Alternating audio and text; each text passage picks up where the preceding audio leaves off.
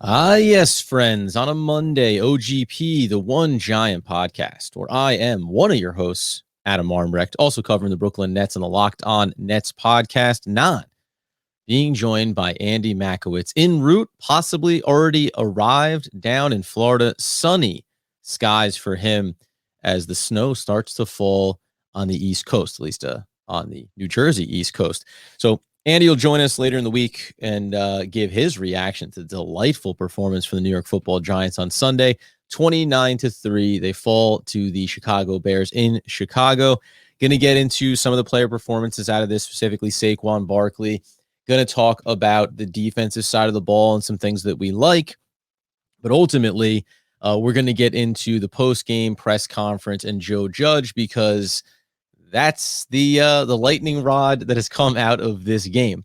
Quickly, like I said, 29-3 for the New York Football Giants. A disastrous game, negative 10 net passing yards in this one. Not since the days of Ryan Leaf and the 1998 Chargers have we seen that kind of performance. I don't entirely put it at the feet of Mike Glennon, because Mike Glennon is Mike Glennon. I don't know what expectations you were setting for him coming into this game. 4 of 11, 24 yards with the 2 picks, also coughed up a couple of fumbles. So you get early turnovers in this game. That leads to short fields for the Chicago Bears. They're quickly up 7-0, 14, and then ultimately 14-3 and 22-3 before you get to the break. So that was it. And then it was just kind of a slow bleed the rest of the way. A QBR of 0 for Mike Glennon, just in case anyone's wondering. And then listen, it's another bad performance, obviously, by the offense. We've talked about the offensive line a ton. The first play of the game, Andy and I talked about previewing this one, expectations, and whether or not you think that the Giants are capable of winning any of these games. At least you like to have the first 4 or 5, maybe even an entire quarter of football before you realize that the Giants are not going to be capable of pulling one out. This was about 3 seconds. The Chicago Bears brought pressure on the very first play. The offensive line could not handle it. Fumble, recover, the other way, scores, game over. And it's unfortunate, because when you look through the stat lines from this game, especially on Chicago's side of it, Andy Dalton under center for them, you really see an opportunity on a week-to-week basis for the Giants to be more successful. And even though they're dealing with injuries, no Price in this one, a lot of rotation across the line,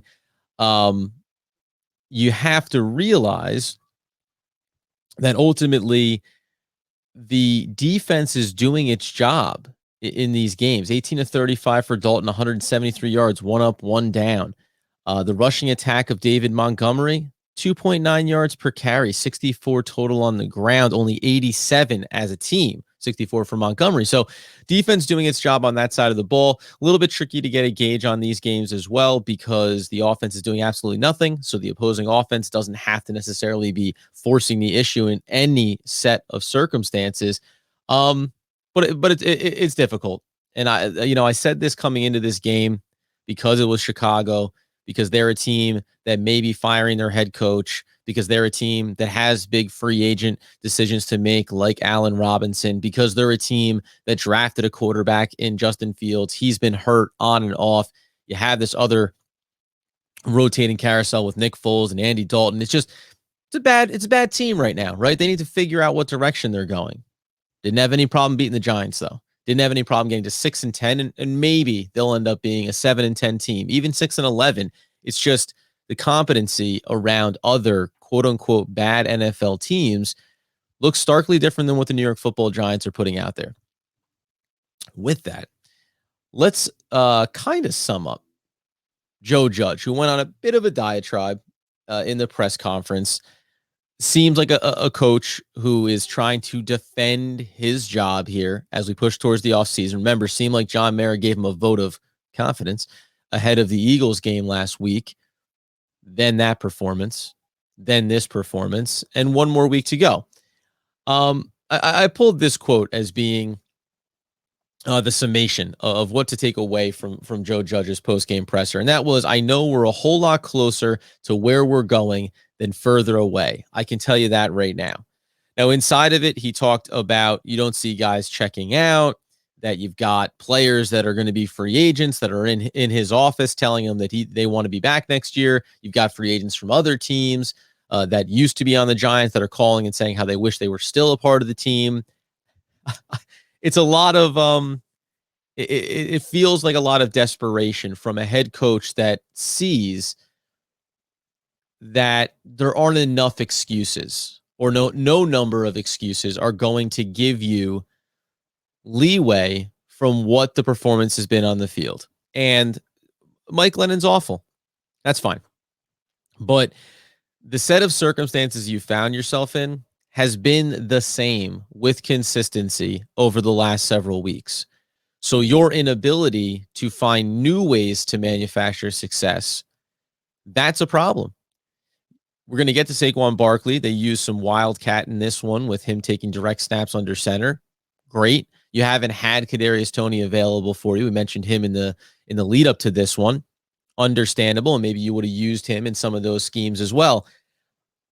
But again, there's too many teams around the league that have dealt with injuries, have had players come and go, that don't have starting quality caliber quarterbacks, and yet they still manage to have success. And you can go the step further and talk about the product that you brought in. How did you prepare the QB room so that you wouldn't be in this spot? We mentioned in the lead up as well. Nick Foles, Andy Dalton, veteran guys with experience. They're on Chicago.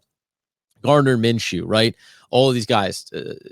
Tyrod Taylor down in Houston. Plenty of opportunities around the league. Even think about in the division as well with Heineke, right? They brought in Fitzpatrick. So you still had this opportunity, and then he suffers an injury. Okay, fine. But you had Heineke, who gave you a little flash of something last year, and then you brought in another veteran that you knew was more than capable of leading that football team. So this one's frustrating, and it's difficult. One of the things that Joe Judge mentioned at the end of it is if you're going to fire bullets at players for their performances, it has to go through him first to get to them. The one thing, and we're going to get to some other player comments here that maybe show a little bit of crack in this facade, is that this is a team that hasn't been fractured as far as the players, right?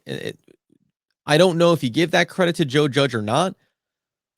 On the one hand, and what Joe Judge wants you to believe is that he's changed the culture and that this team is building in the right direction. That's what he wants you to acknowledge in a 4-win season, that you have the right cornerstone pieces in place. The attitude is right. The dedication is right. The guys are coming in, they're working, they're doing all the little things. And that's a product of what I've brought to this organization. And that could be true.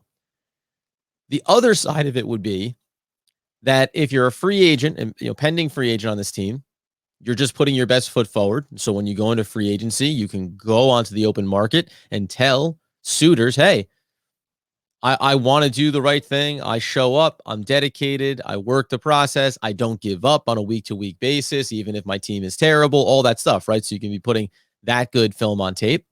Or if you're a player that's on this roster who maybe isn't a pending free agent. We've talked about Saquon Barkley. We've talked about James Bradberry. We've talked about a lot of these players and said, if you're going to be here because you're under contract or you think the team's going to bring you back, whatever the case may be, you still want the next GM and the next potential head coach to look at you and say you're a viable option.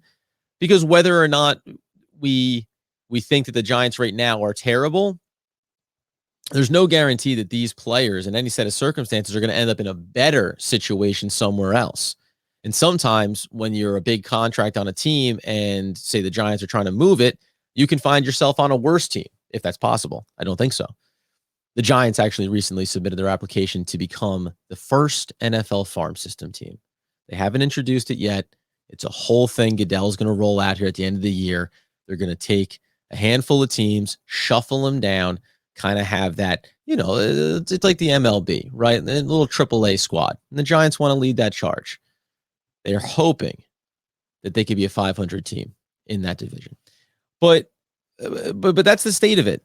And on the one hand, it's a head coach flailing. And on the other hand, I don't know what else you're supposed to do. One of the final commentaries around this is, and there was an anonymous head coach, former head coach or current head coach, don't know. Don't like when you don't get names put to it. But he was saying, yeah, it's kind of sad. This is a head coach that sees that the writing's on the wall for him, and now he's flailing, and he's a mini Bill Belichick.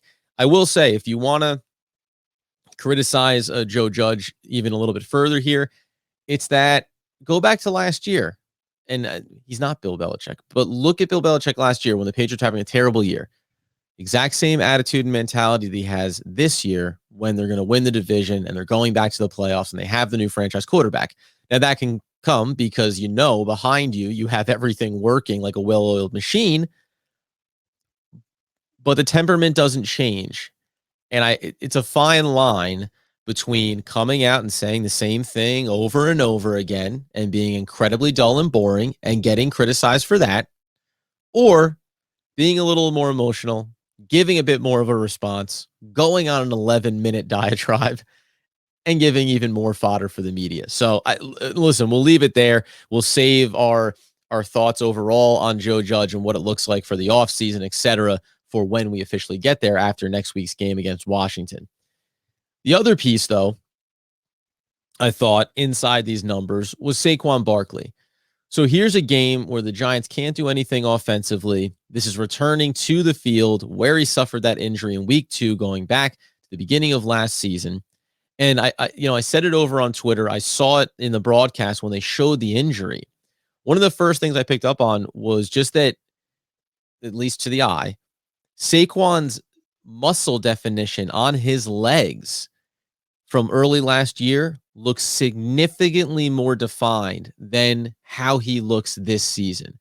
And it just made me think about what is the state of, not, we know coming back from injury, but it's not just the conditioning, right? Where's the muscle strength there? And that's more than just saying, well, we want him to be a north and south runner. And if the legs aren't fully there, can he drive piles forward? And how long is it going to take him, right? Had a solid performance in this game. But it's also about the planting the foot and cutting up field, right? The jukes, all the moves that he wants to make. It all takes power and strength and flexibility and dexterity and everything that goes into it. And I just wonder how far away we are from seeing whatever the full strength version of Saquon's going to be. Doesn't change my opinion about what the Giants should be doing, and we'll again tie the bow onto that this offseason. But Saquon did come out after when asked and said, coming here to be able to have a 100-yard game and come to the place where the injury happened and kind of made my career go backwards a little bit, it does feel good. So it is nice. 21 carries, 102 yards. The best part about it is 4.9 yards per carry and only a long of 10 yards.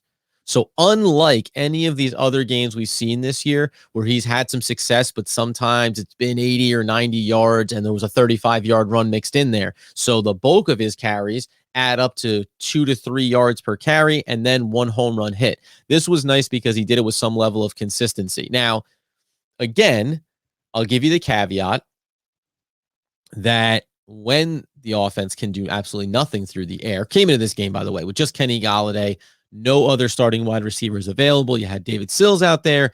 You had Farrell Cooper. He was there on the special teams blunder where they all back away and that thing gets down inside the 2, leads to a safety, as we know. So I mean, there's all kinds of garbage to come out of this game.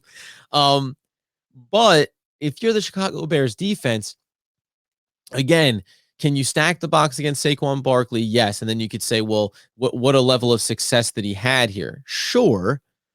The other way that you can look at it is that there wasn't a whole heck of a lot that they needed to do defending the pass. So I mean, it's all relative, right? It's keeping it in front of you. You're up 22-3 at halftime. You know what the Giants haven't been able to do offensively. So at that point, we're all good, right? What else is there that we need to accomplish here over the course of the next 3 quarters, over the course of the next 2 quarters, the second half of the game? That's why it was 7 points for Chicago. I'm not saying Andy Dalton is, Hall of Famer, but what did you need to do? Bleed the clock, not get injured, and make it through the second half, make it through the final 30 minutes of a game. You won. The game was won after 2 quarters. The game was arguably won after the first quarter. But by halftime, you had won the game. Now it's just getting to the finish. So I think it applies to both sides of the ball. Sometimes the stats that the defense holds them to can't be as rosy as they may look, but on the other side of it, some of the offensive numbers have to be looked at. We've seen this in other games over the last few weeks. Garbage time moving the ball a little bit, putting up a couple of touchdowns. Doesn't mean anything. Likewise, I do give some reservation around saying, oh, this was Saquon Barkley starting to get himself going in the right direction. We'll see. But ultimately, pretty easy game from a defensive perspective if you were the Chicago Bears in this one. On the defensive side of the ball for the New York Football Giants, the other thing, after you have Joe Judge saying, everyone's locked in, we're all on the same page, we all believe in the process, everyone's moving as one, all those great things, he got this quote from James Bradberry. I take pride in taking the field and making plays for the team. I made an interception today. I wish I could have made more plays. That's our mindset. I'm worried about the defense. That's where I'm at. I don't play. He went on to say, I don't play on the offense. I play on the defense. I can't control what goes on over there. This is a little bit of the divide here, right? This is a little bit of something that we haven't seen a lot of or heard a lot of, but this is a player saying, yeah, listen, I'm going out there and doing everything that I can. But when I see 3 points get put up, and he talked about getting put into short field after short field, he said it's an opportunity for the defense to go out and make plays. And also, you don't want to be in those spots. You don't want to be in those circumstances. I mean, there is a world where the Giants offensively would have been better suited to walk out and on first down, just punt the ball just to give the defense as much field to defend against the Chicago Bears. And that could have been a better opportunity for them. So, I think you're starting to see a little bit of this. And Bradberry is one of those guys that has a big contract, big figure coming up in the offseason. Here's one of the things. We're going to touch on a couple other guys on this defensive side of the ball. Remember, though, James Bradberry is playing to a 62.9 PFF grade right now. He has 4 interceptions on the year. He has 43 solo tackles. He's been targeted 90 times, surrendered 59 receptions. It's been a little bit of a mixed bag. We know that up front that they're still not quite the team they want to be there. They've been on the field for a lot of reps, but this is not the player that we saw last season for the New York Football Giants, who played to a near 80 PFF grade and surrendered 44 catches on just 78 targets. So he's already been targeted 12 more times this year than last year. And this is a year where up and down, on and off the field, you do have Adoree Jackson now, though. And by the way, Adoree Jackson actually has, after kind of a slow start, again, some of those injury issues that we talked about, he may have actually been in protocols, I believe, as well as almost every single player in every single sport has. He's played to a near 73 grade. Only has the 1 interception. That's been frustrating. But 34 catches on 60 targets. That's a nice number there. And then you go back to last year for him, and he didn't have a good year with the injuries. You got to go back to 2019 to get a real sample size on who he was as a player, right? Injured last season, doesn't get an opportunity to make plays. But you go back and think about what he's going to be. He's meant to come in and be this solid number 2 to James Bradberry, a 76 back in 2019, surrendered, only targeted 46 times. So a little bit of this, sample size, no interceptions that year, but, a part of an overall solid unit there. So he comes into here. You put Bradberry on the other side of him as the number 1. You have Xavier McKinney on the back end. You had Peppers until he suffered his injury. So you have some talented players there around him. He's having a good season. James Bradberry has had a good, not great year. And now you start to wonder, with his age, what's going to be the value point on him. We'll get to it in the offseason. The main takeaway here is that is a veteran defensive player letting you know that there is a level of frustration right now when it comes to what the defense is trying to accomplish on a week-to-week basis and what the offense is affording them the ability to do. The other guy out of this game, I thought too, you saw Aaron Robinson get beat for the touchdown. He's been playing well overall, I think. And then you had Williams, though, who continues to be a bright spot. And for a secondary that you go back just 1 year prior, remember Sam Beal's been cut from this team. They didn't have Adoree Jackson. So now you have Julian Love, who's, found a role for himself, a little bit of a jack of all trades, nice supplemental depth piece. But all of a sudden, this secondary does look a lot stronger for the New York Football Giants going forward, even with or without whatever happens maybe with James Bradberry in the offseason, having Adoree Jackson, having Williams, having Aaron Robinson, having Xavier McKinney, having Love, right? You still have Logan Ryan as a part of this team as well. It's a nice collection of players there that I think you can be excited about. The one other one that came to mind here, though, was I'm going to start with this. Tay Crowder for the New York Football Giants this season has played to a 29 PFF. And I say that to bring up Jalen Smith, the one-time Cowboy, the former Green Bay Packer, been with the team for 3 weeks. He gets in there. Listen, is he a perfect player in terms of being able to do all phases? No, but he's an upgrade.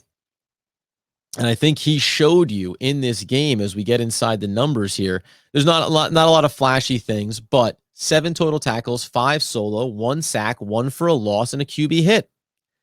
That's what we want, right? We want a level of consistency, someone who can be a threat. Again, is he going to be great dropping back into coverage all the time? Is he going to not, he tends to kind of react either too quickly, doesn't necessarily commit in the right direction sometimes, all the things that we talked about when the Giants were going to bring him in. But it's an upgrade.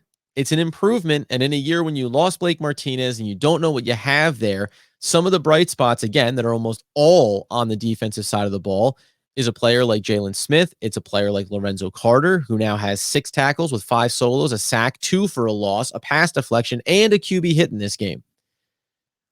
I don't know what's going to happen with Lorenzo Carter, but the one thing I'll say is when you're looking at this team and you're thinking about players you want to bring back, he'll be a free agent.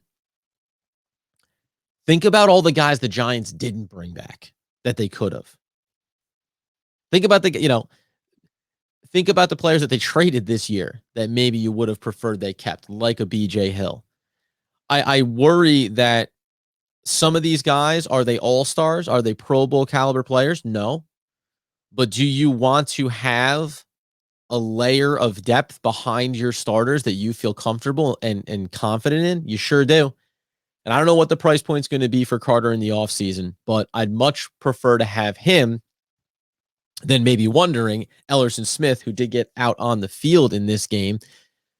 Is he going to be able to develop in that direction, right? Numbers matter, cap hits matter, obviously, but very curious to see how that plays itself out over the remainder of this season and then going into the offseason, because there's some bright spots. Quincy Roche, Jalen Smith, Lorenzo Carter, right? And you know that you're not going to have back O'Shane Ximenez. He's done. I don't think Tay Crowder is going to make it unless they're going to shift his role out of what was not supposed to be an expectation for him to be starting the way that he has. It's a lot to heap on a late round pick like that, but maybe he can just be a special teams contributor going forward. Overall, it's just rough. It's a bad loss and it's a brutal beat. We've said this before, though, and the reason why I talk about some of these players is these are the guys that you can lock in on. When we look over at the defensive side of the ball, I can now look across this team and say, you like Leonard Williams. I'm starting to become a fan of Jalen Smith here, Lorenzo Carter, Xavier McKinney. I like Austin Johnson. I like Logan Ryan. I like Adoree Jackson. I like Quincy Roche. I see more from Ellerson Smith. I like what I've seen from Aaron Robinson. I like what you're getting from the defensive side of the ball. Azeez Ojulari didn't get to him, right? But Azeez Ojulari has played incredibly solid football for this team as a rookie. So you like what you have going forward. That's a lot of guys to say you feel pretty darn good about. And maybe that affords you to make some adjustments to help yourself financially. The problem is on the other side of the ball where we've seen the results. I don't care that you don't have Daniel Jones out there. Daniel Jones being out there was not going to win this game against the Chicago Bears. It wasn't going to win the game against the Philadelphia Eagles. He is not the end-all, be-all here. So you can't be putting your eggs into that basket with consistency. At the end of the day, as Andy Makowitz would say, this is an absolutely deflating loss for the Giants. They stay at 5 and at 8, respectively, with their 2 top 10 picks. The Jets almost pull up the upset over the Tampa Bay Buccaneers. That certainly would have helped them out. if they could have pulled that off, they could have leapfrogged them and gotten into that third position. Doesn't look like it's going to be the case. Feels like this is kind of what we're going towards. Teams that you'll keep an eye on will be, Washington next week. The Giants are going to play them. That's not going to matter for what we do. But Atlanta, that's an interesting one to watch. The Chicago game, that'll be one to watch. Panthers, you'll watch all these. But if we assume that we have 2 top 10 picks, there's a very interesting thing. I'll leave you with this thought because it just cropped into my head when I was watching the game yesterday. Andy and I talked about it. He was a fan of taking Micah Parsons. Seen the results there in Dallas. I was a big proponent of taking Slater. We've seen those results. That seems like that would have been the way to go. The question to ponder is the Giants traded back and ended up netting themselves Kadarius Toney and also Azeez Ojulari. Now they get the extra first round pick. They get extra picks this year. They're going to have that to work with. Okay. But would you have rather just have had a Micah Parsons or Rashawn Slater? Right? Would you rather have just had whatever pick, whatever one player there than everything else that you've accomplished? I think getting all the assets is awesome. But the question always remains, it's only what you do with those assets. And that's where we get optimistic about a new GM making new decisions and hopefully continue to grow this team in the right direction.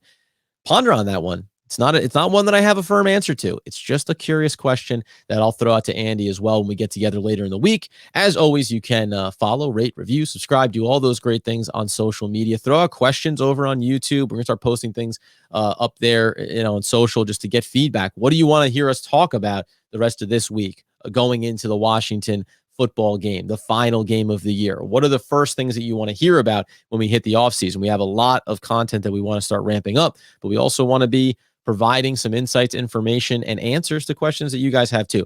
So jump in on that as well. And as Andy Makowitz would want, need, and nay, in spite of it all, demand the people know. As always, let's go Big Blue.